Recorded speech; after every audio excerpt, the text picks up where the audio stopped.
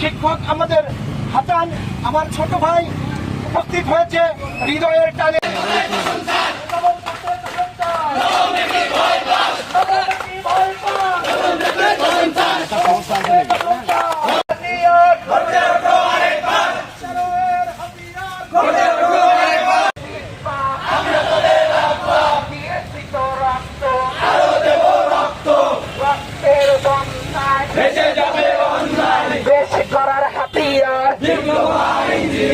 স্বপ্ন নিয়ে পড়তে এসেছিলাম।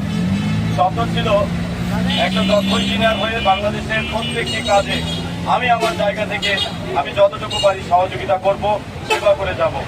কিন্তু আজকে ভাবতেও লজ্জা লাগে যে প্রতিষ্ঠানগুলো বাংলাদেশের নীতি নির্ধারণে কাজ করবে, যে প্রতিষ্ঠানগুলো বিভিন্ন মেধা খাটিয়ে যেন বিদেশিদেরকে আমাদের দেশে এনে আমাদের দেশীয় মুদ্রাকে বাইরে বাজার করতে না দেওয়া হয়, সেই কাজগুলো করবে। আজকে তারা আন্দোলন করছে দশম গ্রেডে আসার জন্য। এটা আমাদের জন্য কতটুকু লজ্জা। যেখানে আমাদের পলিটেকনিকের শিক্ষার্থীরা রোবট আবিষ্কার করে, আমাদের পলিটেকনিকের শিক্ষার্থীরা প্লেন নিয়ে গবেষণা করে,